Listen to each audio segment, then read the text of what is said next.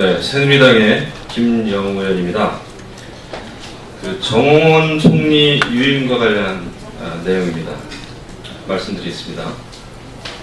세월호 참사에 대한 정부의 무능함을 책임지고 사퇴했던 총리가 다시 유임됐습니다. 매우 안타깝습니다. 장고 끝에 악수둘까 걱정을 많이 했는데 현실이 되어버렸습니다. 세월호 피해자 가족과 국민에게 이런 결정을 어떻게 설명해야 될지 여당 국회의원으로서 난감합니다. 세월호 참사 이후 대통령께서는 눈물을 흘리시면서 국가 개조론을 말씀하셨습니다. 대통령의 눈물이 의미하는 그 진정성을 의심할 사람은 아무도 없을 겁니다. 가족을 잃은 슬픔을 몸소 뼈저리게 느끼신 대통령의 눈물이기에 더욱 그러합니다. 하지만 책임을 지는 일에도 고통이 따릅니다. 정홍원 총리의 사임은 정 총리의 인격이나 성실함의 문제가 아닙니다. 정부가 보여준 세월호 참사 부실 대응의 총책임자로서 사퇴하였습니다. 그것이 세월호 참사 유가족과 국민들의 정서였습니다. 지금의 인사청문회 제도 정말 문제가 많습니다.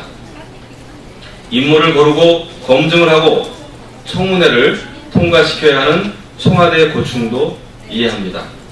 하지만 정 총리의 유임은 커다란 사회적인 파장을 불러올 것이 뻔합니다. 인사가 아무리 어렵다고 해서 책임지고 떠나려 했던 총리를 유임시키는 것은 책임 회피요, 아무도 책임지지 않는 정부라는 비판을 받을 것입니다. 본 의원은 다음과 같이 요구합니다.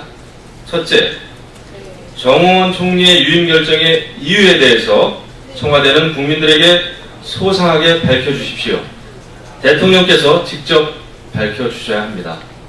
총리 유임이 이런 식의 깜짝 발표로는 국민들의 이해와 동의를 구하기 어렵습니다. 둘째, 김기춘 비서실장은 총리 인사와 관련해서는 무한 책임을 지셔야 합니다. 그동안 인사 문제를 놓고 치른 사회적 갈등의 비용은 누군가는 책임을 지지 않을 수 없습니다.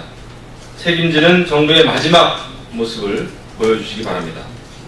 이 난관을 헤쳐나가기 힘들다는 점을 너무 잘 알지만 책임지는 모습을 보여주시기 바랍니다.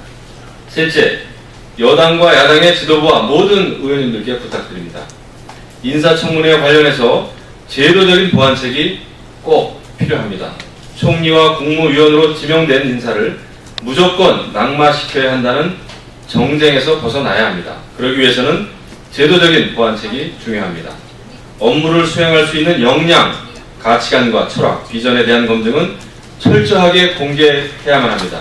하지만 부인이나 남편, 아들과 딸에 대한 검증은 비공개로 시작을 해야 합니다. 한평생 살아온 가족의 삶이 하루아침에 상처투성이가 되는 것은 막아야 합니다. 법적이고 도덕적인 문제가 심각할 때는 청문보고서 채택에서 명확한 증거와 기준을 가지고 결과만 발표하면 됩니다. 지금의 마녀 사냥식의 여론재판은 청문회를 통과하더라도 후보자가 업무 수행에 동력을 상실하기 마련입니다. 넷째, 당청 인사위원회 신설을 요구합니다. 청와대에 제한된 인사로 구성된 인사위원회는 너무나 한계가 있습니다. 폐쇄성과 비밀주의는 인사참사를 계속해서 불러올 것입니다. 지명 과정에서부터 당과 청와대가 긴밀히 논의하고 협의하는 것이 보다 폭넓은 인사를 발굴하는 데 도움이 될 것입니다. 다섯째, 국민들은 국회의원들에게 총리, 장관도 그렇지만 당신들은 깨끗하냐? 이런 질문을 하십니다. 부도덕한 범죄 기록을 갖고 있는 국회의원이 총리, 장관에게 도덕성을 요구할 수는 없습니다. 총리, 장관에게 도덕성을 요구할 수는 없습니다. 지역 주민에게 선출되었다고 죄가 없어지는 것은 아닙니다. 이것이 상식입니다. 국민이 요구하는 도덕성은 총리, 장관에게만 국한되는 것은 아닙니다.